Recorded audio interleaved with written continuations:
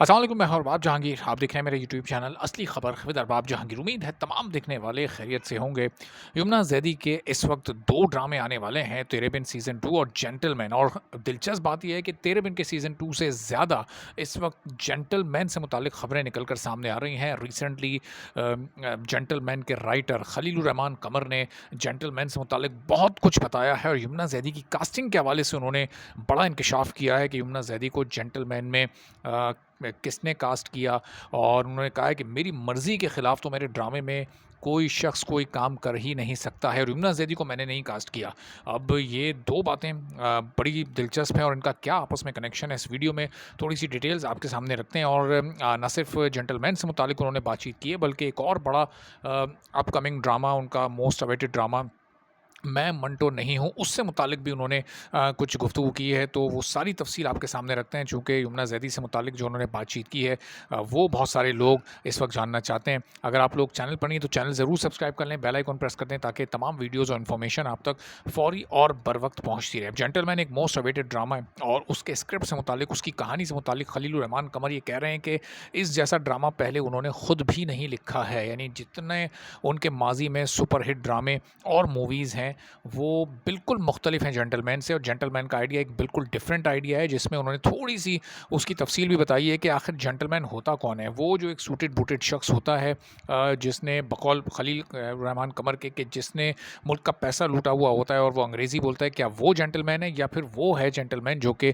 बड़ी मुश्किल से हलाल तरीके से पैसे कमाता है, और उसका गुज़र बसर बड़ी मुश्किल में होता है, और एक बड़ी मुश्किल ज़िंदगी वो गुजारता है, एक स्ट्रगलिंग लाइफ गुजारता है। तो दरअसल ये जेंटलमैन कौन है, और एक गुंडा कौन है, वो जो गली में या छोटे-मोटे स्ट्रीट क्राइम करता है, 4, 6, 8 हज़ार 10 हज़ार रुपए लोगों से छीनता है, या फिर वो जो कि करोड़ों का गबन करता है और बड़ी आसानी के साथ मुल्क से बाहर भी चला जाता है, सूटेड बूटेड होकर अंग्रेज़ी भी बोलता है। तो ये खलीलुर रहमान कमर ने इस कॉन्सेप्ट पर एक लव स्टोरी के साथ कहानी लिखी है, और उस लव स्टोरी में main lead characters Humayun Saeed और यमुना जैदी हैं। और इस ड्रामे में यमुना जैदी की कास्टिंग से मुतालिक उन्होंने कहा कि मैं अपने ड्रामे में पूरी की पूरी कास्ट खुद करता हूँ, मेरी रजामंदी के बगैर कोई एक आर्टिस्ट भी रखा नहीं जाता, और ये पॉसिबल ही नहीं है कि मेरा लिखा हुआ ड्रामा हो और उसमें कास्टिंग कोई डायरेक्टर अपनी मर्ज़ी से कर ले या कोई असिस्टेंट डायरेक्टर कर ले। हाँ, वो मुझे सजेस्ट ज़रूर करते हैं नाम, मुझे एडवाइस ज़रूर करते हैं। अगर मैं एग्री होता हूँ तो मैं उनके एडवाइस किए बंदे को कास्ट करता हूँ, अदरवाइज़ मैं नहीं करता। हुमायूं सईद उनकी एक ऑटोमेटिक चॉइस होते हैं, और उन्होंने कहा कि मैं हुमायूं सईद के साथ इन फ्यूचर भी मज़ीद काम करना चाहता हूँ। इससे पहले भी कई प्रोजेक्ट मैं कर चुका हूँ, जो कि सुपर डुपर एक मेगा ब्लॉकबस्टर प्रोजेक्ट्स हैं, जिन्होंने सिर्फ मुल्क में नहीं बल्कि बैरून मुल्क भी नाम कमाया। और फिर उन्होंने यमुना जैदी की कास्टिंग से मुतालिक कहा कि यमुना जैदी को मैंने नहीं कास्ट किया, मुझे सजेस्ट किया गया यमुना जैदी का नाम, तो मैंने उससे एग्री किया और मैंने उस पर कोई एतराज़ नहीं किया। और जब यमुना जैदी की परफॉर्मेंस मैंने देखी है जेंटलमैन में, तो वो हैरान कुन थी, वो बहुत ही ज़बरदस्त थी। और अब ऐसा लग रहा है, ऐसा महसूस हो रहा है खलील रहमान कमर की गुफ्तगू के बाद, कि जिस तरह हुमायूं सईद उनके लिए एक ऑटोमेटिक चॉइस होते हैं अपने प्रोजेक्ट्स में, तो शायद आने वाले दिनों में खलील रहमान कमर के स्क्रिप्ट्स में हम उनके ड्रामों में यमुना जैदी को भी एक ऑटोमेटिक चॉइस के तौर पर देखेंगे। चूँकि इससे पहले भी जब लग स्टाइल अवार्ड्स की तकरीब हुई थी और वहाँ पर यमुना जैदी को एक नहीं बल्कि दो अवार्ड्स मिले थे, तो उस वक्त भी खलील रहमान कमर ने यमुना जैदी की तारीफ़ की थी, और एक बड़ा ज़बरदस्त ट्वीट उन्होंने किया था, और उन लोगों को उन्होंने निशाना बनाया था जो कि थोड़े से मुतनाज़ लिबास पहन कर आए थे, ज़रा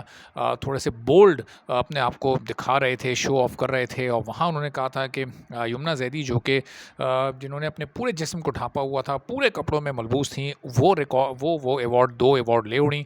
और जो लोग कम कपड़े पहनकर, मुख्तसर कपड़े पहनकर आए हुए थे, वो बग़ैर अवार्ड के ही उनको जाना पड़ा है। तो यहाँ पर ये भी खलील रहमान कमर ने बता दिया है कि जेंटलमैन बस कुछ ही दिनों में रिलीज़ होने वाला है, और इसी वजह से उन्होंने मैं मंटो नहीं हूँ को अब अगले साल शिफ्ट कर दिया है। और ज़ाहिर है कि हुमायूं सईद क्योंकि बड़े वक्फे के बाद ऑन स्क्रीन आते हैं और अपने एक मखसूस पेस के साथ वो काम करते हैं, बैक टू बैक उनके प्रोजेक्ट्स नहीं आ रहे होते, तो अब जेंटलमैन स्टार्ट होने वाला है।